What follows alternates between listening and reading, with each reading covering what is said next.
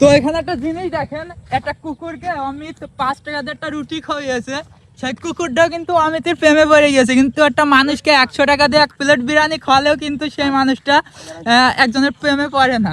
জান ভাই, এটাই হচ্ছে স্বার্থ। এই দেখো ভাই আরো ছিল তো কি অবস্থা? ওই পাশে মানে মারামারি চলতেছে, ওই পাশে মারামারি এটা চলতেছে। দেখো, এটা দেখো, লেজ মারাই দেখো, ওই দেখো। এ হচ্ছে সবার মানে হাসরাই, ঠিক আছে। আর এ খুব ভালো, তো এ অনেক শান্ত ছেলে। কিন্তু আসো, 5 টাকা রুটি আসো, খেয়ে 5 তোর টাকা রুটি পেট খেয়ে। বাড়াচ্ছে। হ্যাঁ, এটা মানুষ হতে বেরোবে না। অদ্ভুত গাইস, পুরো 5 টাকার খাইছিলাম। এ ভাই, 5 টাকার রুটি খাইয়েছে, বিষয়টা মানছো? তোমার 5 টাকা রুটি খালি কি তুমি সারাদিন ওর পিছে ঘুরবা?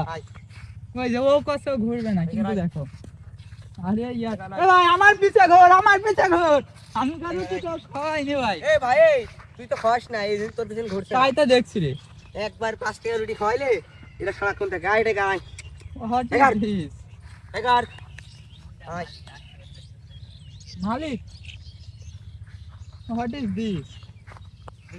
What is this? এই জিনিসটা সত্যি আমি খুব আশ্চর্য হলাম দেখে, যে একটা মানুষকে 100 টাকা বিরিয়ানি হয় না, 140 টাকা থেকে 150 টাকার ভিতরে যদি 1 প্লেট বিরিয়ানিও খাওয়ানো হয়, সেও কিন্তু ঘুরবে না। কিন্তু একটা কুকুরকে 5 টাকার একটা রুটি খাওয়াইছে, দেখেন কাহিনী দেখেন। এটা হচ্ছে প্রকৃত ভালোবাসা ভাই।